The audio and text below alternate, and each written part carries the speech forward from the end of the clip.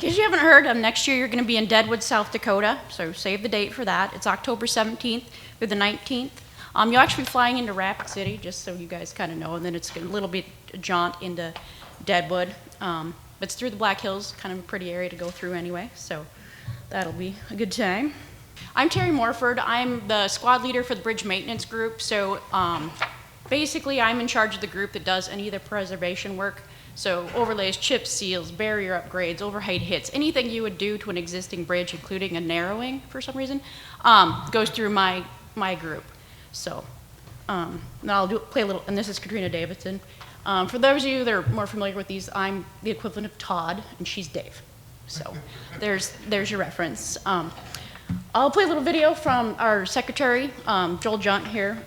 He's actually, we're pretty excited, he's actually from the DOT, and then his wife actually retired out of the DOT, so that's kind of a little bragging moment there. South Dakota is often referred to as the land of infinite. Okay, so a little bit more about Deadwood. Deadwood, if you've ever watched HBO, kind of like the Midwest, like Yeehaw kind of area. So a lot of like gunfighting, like, so they do reenactments. Now it's a lot of like casinos, kind of touristy area, but it's in the heart of the hills. The one picture actually is just outside of Deadwood. I've actually hiked up to that with my kids. It's called the Friendship Tower. It was actually a gift from, I think, Roosevelt to like Seth Bullock. So there's a lot of like history in and around Deadwood, with it being an old mining town that's pretty fascinating to check out. So outside of conference, there's some really awesome things to kind of get to see. They do reenactments during the summer. We might be out of that time we hit October, but maybe not. There might be somebody in buckskin running around with a rifle. Don't panic. As well, it's hard in the hills, so you can go out and like explore. There's lots of trails. Anything you kind of like expect in a little like mountain area to go check out. Some pictures of some of the things. There's a lot of, like I said, museums to check out too, in addition to any of the other stuff. Most of the town's actually over a 3-sided box that they're getting ready to rehab. I don't know if that'll be going on during this. I hope not, because it's going to be a mess. But interesting thing to check out while you're there. I wouldn't go in there. It's dark. It's scary.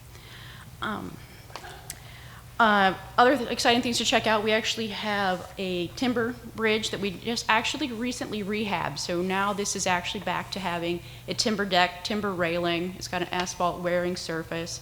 Pretty major rehab on this 50-year-old bridge. The timber actually surprisingly looked really pretty good. They put some like stuff in there to help preserve it. We consult this out because I don't know anything about timber. So I could tell you a little bit about it, but it's, like I said, really fascinating. It's a really pretty drive in through here, because this is kind of where you ride up through like Keystone and like go to Mount Rushmore. So while you're there, also check out a bridge, because they're awesome. I'm a structural engineer, in case you can't tell. So that's about it. Just hope to see you. If you're looking for things fun to do, I can help you find that too.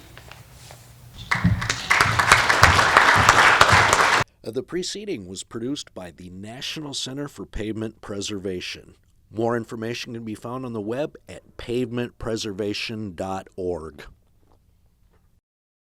Additional support provided by Michigan State University.